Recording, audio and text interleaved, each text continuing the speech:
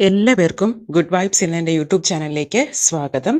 ഇന്ന് ഞാൻ പറയാൻ പോകുന്ന ടോപ്പിക്ക്, ഇപ്പം നമ്മൾ എന്ത് എഴുതിയാലും അതൊക്കെ റിയൽ ആകും, യാഥാർത്ഥ്യമാകുമെന്ന് നമ്മൾ അങ്ങനെയാണ് ഒരവസ്ഥയെങ്കിൽ നമുക്ക് എന്തൊരു നേട്ടമായിരിക്കും അല്ലേ അതുകൊണ്ട്.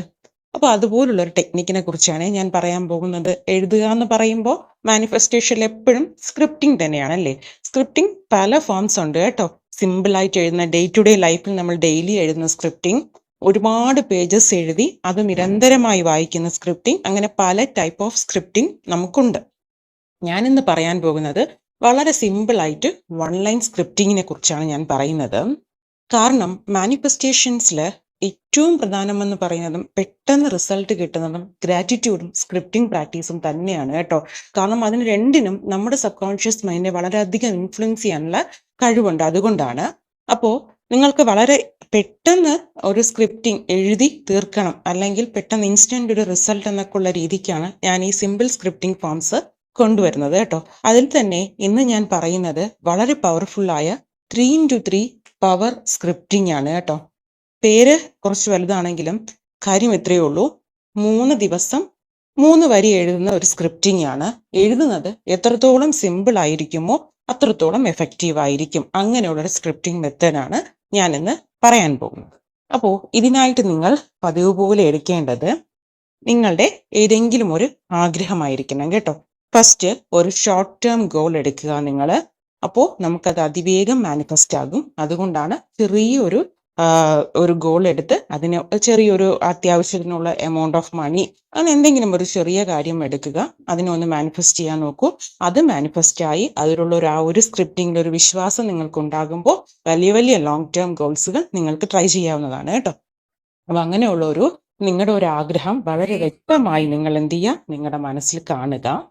ആ ഒരു കാര്യം എഴുതാൻ നമുക്ക് ഒന്നുകിൽ പ്ലെയിൻ പേപ്പർ എടുക്കാം, അല്ല നിങ്ങൾ ഈ സ്ക്രിപ്റ്റിംഗ് മെത്തേഡ് കണ്ടിന്യൂ ചെയ്ത് പോകണമെന്ന് ആഗ്രഹമുണ്ടെങ്കിൽ സെപ്പറേറ്റ് നിങ്ങൾക്കൊരു നോട്ടായിട്ട് തന്നെ നിങ്ങൾക്ക് മെയിൻറ്റെയിൻ ചെയ്യാം. എടുക്കുന്ന നോട്ട് വരയിട്ടതാകരുത്, പ്ലെയിൻ നോട്ടായിരിക്കണം കേട്ടോ എടുക്കേണ്ടത്. എപ്പോഴും നമ്മൾ എഴുതുന്ന എല്ലാ പ്രാക്ടീസസിനും ബ്ലൂ പെൻ ഉപയോഗിക്കുക. അതുപോലെ എഴുതുന്നത് പ്ലെയിൻ പേപ്പറിലായാൽ നമുക്ക് അത്രയും സാറ്റിസ്ഫാക്ഷനോട് അത് എഴുതാൻ പറ്റും കേട്ടോ. അപ്പോൾ നിങ്ങൾക്ക് പേപ്പർ ആണെങ്കിൽ 3 ദിവസത്തെ കാര്യങ്ങൾ ഒരിക്കലും മിസ്സാകരുത്.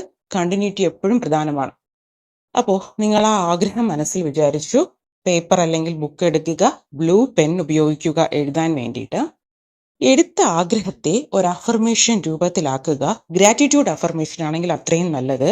പക്ഷേ കഴിയുന്നതും ആ ഒരു ആഗ്രഹം ഒറ്റ സെന്റൻസിൽ നിർത്തുക. കഴിയുന്നതും എന്നല്ല, ഒറ്റ സെന്റൻസിൽ വളരെ സിമ്പിളായിട്ട്. കാരണം നമ്മൾ എഴുതുമ്പോൾ ഒരുപാട് കോംപ്ലിക്കേറ്റഡ് ആയിട്ട് എഴുതി തുടങ്ങുകയാണെങ്കിൽ ഇതുപോലുള്ള സിമ്പിളായിട്ടുള്ള പ്രാക്ടീസസിൽ നിങ്ങൾക്ക് വളരെ കൺഫ്യൂഷൻ ഉണ്ടാക്കും. അതുകൊണ്ട് വളരെ സിമ്പിളായിട്ട് അതിന് മാറ്റുക. ഒരു എക്സാമ്പിൾ, ഞാനിപ്പോൾ മണി റിലേറ്റഡ് ആണ് പറയുന്നതെങ്കിൽ, പണം വളരെ വേഗത്തിലും ധാരാളമായും എന്നിലേക്ക് ഒഴുകിയെത്തിക്കൊണ്ടിരിക്കുന്നതിന് നന്ദി. ഇങ്ങനെ ഒരു സിമ്പിൾ സെന്റൻസ്.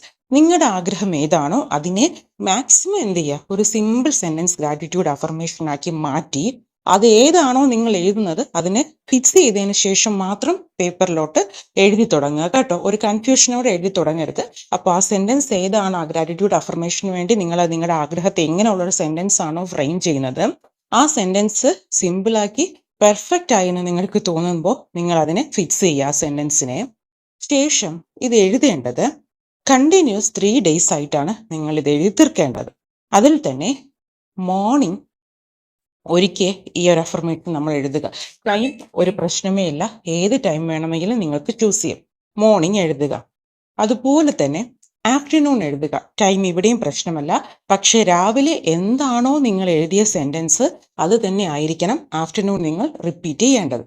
ശേഷം രാത്രി ഉറങ്ങാൻ പോകുന്നതിന് മുമ്പ് എന്ത് ചെയ്യുക, ഇതേ അഫർമേഷൻ, ഗ്രാറ്റിറ്റ്യൂഡ് അഫർമേഷൻ നിങ്ങൾ എഴുതുക. അപ്പോൾ ഒരു ദിവസം 3 വട്ടം നിങ്ങൾ എഴുതിയല്ലേ. അപ്പോൾ ഈ 3 വട്ടം എഴുതുമ്പോഴും ഒരിക്കൽ പോലും ആ സെന്റൻസ് മാറരുത് കേട്ടോ. ശേഷം നിങ്ങൾ ആ രാത്രി എഴുതി ആ ദിവസം കംപ്ലീറ്റ് ചെയ്യുന്ന സമയത്ത് രാത്രി എഴുതിയതിന് ശേഷം നിങ്ങളുടെ ഒരു ആഗ്രഹത്തെ മനസ്സിൽ പറഞ്ഞിട്ട് ഇത് നടത്തി തന്ന യൂണിവേഴ്സിന് താങ്ക് യു എന്നൊരു വാക്കുകൂടെ പറയുക കേട്ടോ. അതൊരു പ്രെയർ പൊസിഷനിൽ കൈകൾ കൂപ്പി പറഞ്ഞാൽ അത്രയും നമുക്ക് ഫീലോടെ ലഭിക്കും. അതുകൊണ്ട് എന്ന് നൈറ്റ് ഇത് പ്രാക്ടീസ് ചെയ്ത് തീരുമ്പോൾ ആ ഒരു ഗ്രാറ്റിറ്റ്യൂഡ് മനസ്സിലൊന്ന് പറഞ്ഞു വേണം ആ ഒരു പ്രാക്ടീസ് അവസാനിപ്പിക്കാം. ഇത് സെക്കൻഡ് ഡേ നിങ്ങൾ ഇത് സെയിം തന്നെയാണ്. അപ്പോൾ ആ പേപ്പറിന്റെ അതേ കണ്ടിന്യൂഷൻ വേണം എഴുതാൻ. അതേ സെന്റൻസ് ആയിരിക്കണം എഴുതേണ്ടത്. സെന്റൻസ് ചേഞ്ച് ചെയ്യരുത്. സെയിം ഇതേ പ്രോസസ്സ് നിങ്ങൾ റിപ്പീറ്റ് ചെയ്യുക. തേർഡ് ഡേയും റിപ്പീറ്റ് ചെയ്യുക. ഇത് 3 ദിവസമാണ് നമ്മൾ എഴുതേണ്ടത്. ഈ 3 ദിവസം എഴുതിയതിന് ശേഷം നിങ്ങളുടെ മനസ്സിലുണ്ടാകേണ്ട ഫീലിംഗ്, നിങ്ങൾ ആ ഒരു സ്ക്രിപ്റ്റിംഗ് നിങ്ങളുടെ ആഗ്രഹത്തെക്കുറിച്ച് 3 ദിവസം കറക്റ്റായിട്ട് എഴുതി നിങ്ങളുടെ ഭാഗം കംപ്ലീറ്റ് ചെയ്തിട്ടുണ്ട്.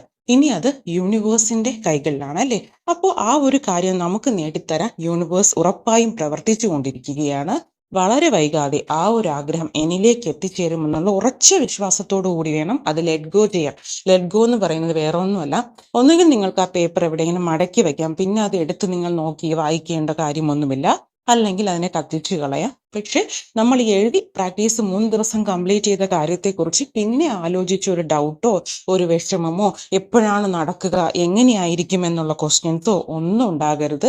പരിപൂർണമായി നമ്മൾ യൂണിവേഴ്സിനെ ഏൽപ്പിച്ച കാര്യമാണ്. ഉറപ്പായിട്ടും എന്നെ തേടി ആ ഒരു കാര്യം അതിവേഗം എത്തുമെന്നുള്ള ഒരു നല്ലൊരു കോൺഫിഡൻസോട് കൂടി വേണം ലെറ്റ് ഗോ ചെയ്യാൻ. ഇത് നിങ്ങൾക്ക് ഈ ഒരു 3 ദിവസം എഴുതി ഈ പ്രാക്ടീസ് എഴുതിയതിനു ശേഷം നിങ്ങൾക്ക് ആ ഒരു കാര്യം മാനിഫെസ്റ്റ് ആയതിനു ശേഷം നിങ്ങൾക്ക് എന്ത് ചെയ്യാം?